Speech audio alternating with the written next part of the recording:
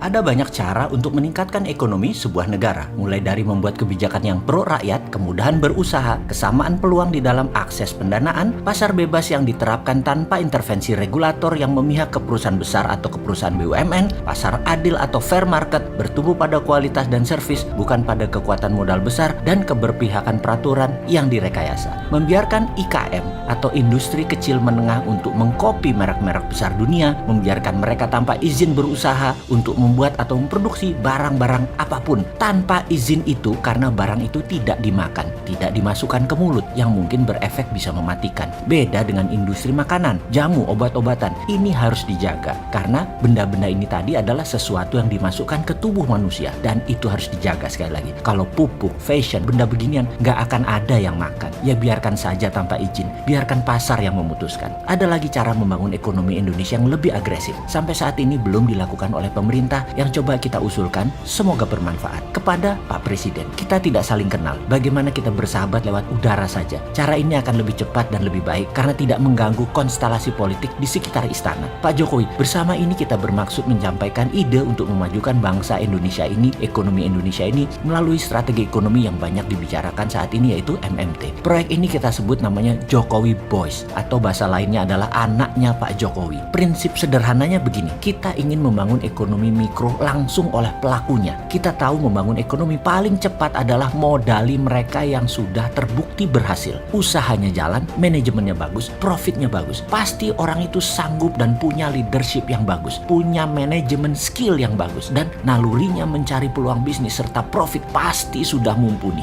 Biasanya usia mereka telah melewati pahit manis berbisnis usia kira-kira 30-45 tahun, di mana secara waktu sudah punya usaha lebih dari 10 tahun. Kita gunakan teori trickle down, yaitu kita modali dia, modal yang di atas, dengan kemudian mereka akan membangun bisnis dengan mitra-mitra UKM sebagai suppliernya. Cara ini akan lebih cepat membangkitkan ekonomi kerakyatan. Jokowi Boys adalah program. Kita mencari di setiap kabupaten 1-5 orang yang akan kita berikan modal. Lalu di tingkat provinsi ada 1-5 orang. Di setiap provinsi juga akan negara modali. Modalinya bagaimana maksudnya? Kita berikan mereka standby loan. Loan ini sangat rendah biaya bunganya, bahkan boleh 0 atau hanya biaya administrasi bank. Setiap orang di tingkat provinsi dapat standby loan 1 triliun misalnya. Uang tersebut baru cair kalau ada counterpart, dalam tanda petik misalnya dia beli hotel, bangun pabrik, menambah aset produktif lainnya. Bank yang mencairkan dana tersebut akan memegang aset tersebut sampai lunas tentunya. Kelincahan standby loan ini akan membuat setiap daerah bisa bertumbuh dengan menggelontorkan dana ke mereka yang sudah pengalaman dan terbukti berhasil. Syarat lain Pak Jokowi Boys ini adalah bukan orang yang itu-itu lagi. Cari kader baru. 5 dikali 33 provinsi itu sekitar 150-an orang, dan 5 dikali 400-an kabupaten kota adalah sekitar 2000-an orang. Manusia unggul tentunya. Provinsi sampai 1 triliun, di kabupaten kota kita berikan sampai 500 miliar. Dan program ini adalah program 4 tahun ke depan. Total nilai investasinya sekitar 1.150